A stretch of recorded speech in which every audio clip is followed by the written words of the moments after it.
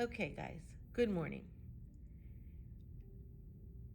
I'm going to record this assignment not only because it's part of my graduate school project, but because due to state testing, I don't know when I'll see you, how long I'll see you, and some of you are staying home because you're not testing. So I want to make sure I can record this and post it to Google Classroom so you'll know what's going on. You're going to be reading There Will Come Soft Rains by Ray Bradbury. It's a short story, and we're going to practice some very specific skills. I've been reading a book about the neuroscience of reading and also the history of the neuroscience of reading. One of the things that I'm discovering that's really interesting is that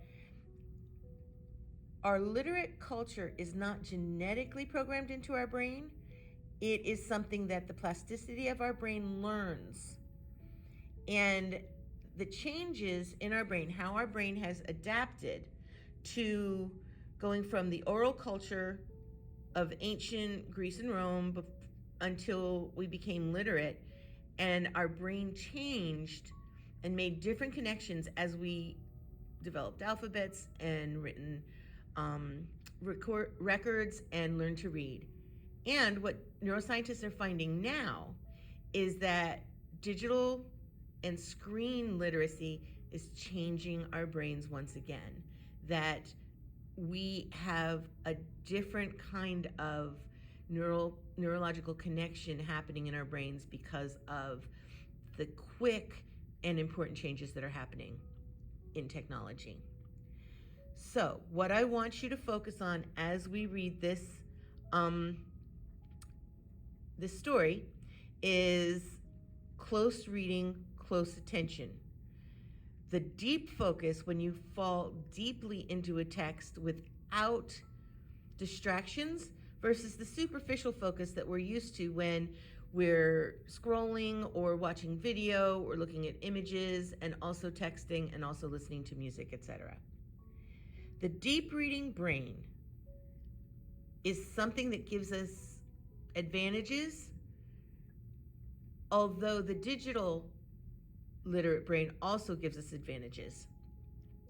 One of those is perspective taking and empathy making type of brain, and also the idea of cognitive patience or cognitive attention, being able to focus for long periods of time versus what's that? That's shiny. What's that? We often will say or hear from our friends, too long, didn't read. We need to be able to have both sets of skills, both kind of muscles in our brain. As we do deep reading, I want us to focus on the idea of being able to contemplate, to think deeply about what we're reading, looking for insight. What aha or important big ideas does this bring to us, and reflection. Thinking back on it after we've read it. Why is this important? Why does this connect to my life? Why does this connect to the bigger world? Now, we've talked a lot about annotation earlier in the year. Now we're going to go deeper on our annotation. Annotation, if you recall, means show your thinking. We practiced with a first quick surface read, which is more like the digital kind of attention that we're getting perhaps a little too used to, where we just go for the ride and we read it quickly. The second read, where we annotate, is deep, close reading. Many of us, including me, and probably you by now, can drop into that deep, close reading right away and start annotating on that first read. A, you're going to highlight, underline, and circle things that you think are important, things you want to remember, things that strike you as, oh my goodness, this is something I should remember. You're going to write in the margins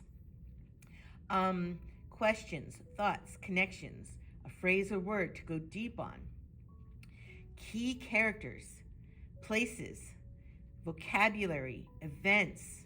Most importantly, I want you to go to and annotate what is worth noticing or discussing. What are the big things that we as a class can create and make meaning about? Now, these annotations are a major grade. They are due on Thursday at the beginning of class, handing in the hard copy with your annotations, your thinking on paper, and we will have discussion on Thursday and Friday. Have a great day, babies. Stay out of trouble. Don't get the COVID. I love you, and I'll see you next time. Bye.